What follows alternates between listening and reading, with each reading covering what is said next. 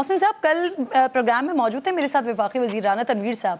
वो खान साहब की गिरफ्तारी का इंदिया दे रहे थे। अभी आपसे पहले राना सनाउल्लाह साहब बात कर रहे थे, तो वो तो मिस रहे हैं इस बात पे, और वो समझते हैं कि जो, क्योंकि इससे पहले हमने कभी पाकिस्तान के इदारों के खिलाफ इस हद तक, इस लेवल पर बाकायदा तनकीद का निशाना बनाना, खुल्लम खुल्ला नाम लेना, इस तरह का नहीं देखा है। तो राना सनाउल्लाह साहब तो इस बात पर कन्विंस है, लेकिन जब मैंने उनसे पूछा तो आई थिंक अंदर कोऑर्डिनेशन नहीं है, अंदर इत्तेफाक नहीं है इस बात पर कि खान साहब को गिरफ्तार किया जाए या उनके खिलाफ कोई कार्रवाई हो। तो सर ये कॉन्फ्लिक्ट कहाँ आ रहा है कि गिरफ्तारी ना हो या एक्शन ना हो, जो कर रहे हैं वो करने दिया जाए? मोहसिन साहब जी किरण, पहले तो ऐसा था कि जब खान साहब की गवर्नमेंट गई और वोट ऑफ नो कॉन्फिडेंस के जरिए गई तो खान साहब ने 3-4 शराइत जनरल बाजवा के पास रखी। उसमें एक मेन शराइत थी कि ये मेरे पे केस नहीं बनाएंगे और मुझे अरेस्ट नहीं करेंगे, और उसकी वजूहात जो है वो जरा डिटेल में जाएंगे तो टाइम काफी लग जाएगा। उसकी एक ही वजह मैं आपको बता देता हूं कि अभी भी ये सीधा किसी गवर्नमेंट हॉस्पिटल के जाने के बजाय सीधा शौकत खानम हॉस्पिटल में गए, और इनके जो ब्लड सैंपल्स हैं वो उन्होंने किसी को देने के लिए इजाजत नहीं दी सिवाय शौकत खानम के।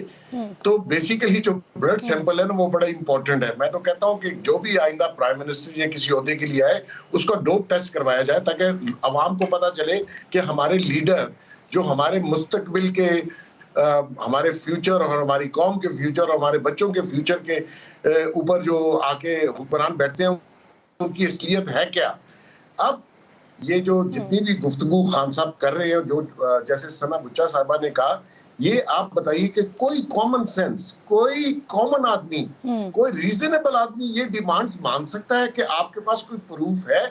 आप कोर्ट में जाइए, आप अदालत में जाइए, आप प्रूफ रखें कि जी ये लोग इन्वॉल्व थे। आप शुरू से कह रहे हैं कि ये रिजाइन कर दें और बाद में इन्वेस्टिगेशन हो, और एफआईआर जो ये कटवाना चाह रहे हैं उसका कुछ तुक बनता है। बंदा पकड़ा हुआ है और मैं ये समझता हूँ कि उसको भी 3 दिन से पुलिस ने गैर कानूनी हिरासत में रखा हुआ है, क्योंकि उसके ऊपर अभी तक कोई एफआईआर कटी नहीं है।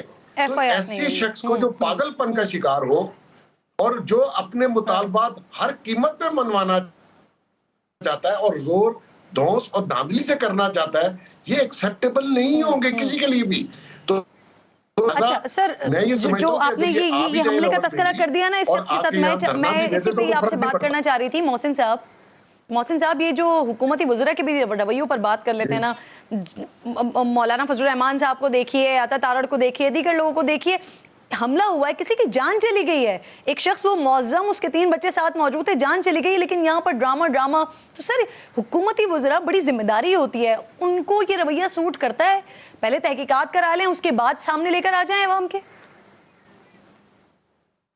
देखिए एक्चुअली मैं ये समझता हूँ कि इस वाक़े की जितनी मज़म्मत की जाए कम है, क्योंकि ये वाक़या होना नहीं चाहिए था। लेकिन पंजाब की गवर्नमेंट, वज़ीर दाखिला भी कह रहे हैं कि ये मजहबी जुनूनियत का वाक़या है, उसका किस्सा है ये सारा।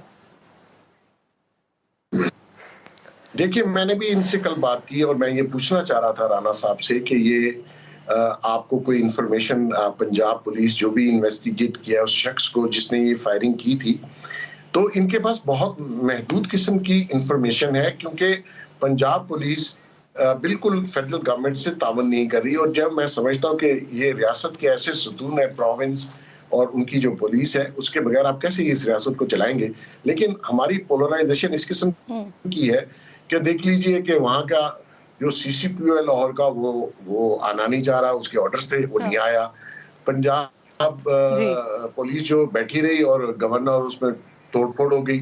वो कल गवर्नर साहब मेरे सामने फोन कर रहे थे कि मुझे FC दे दें, ये ना हो कि लोग अंदर घुस जाएं, हिस्टोरिक बिल्डिंग है, बिल्डिंग को भी नुकसान हो, मेरी फैमिली को भी। तो इस ऐसे मुल्क कैसे चलेगा?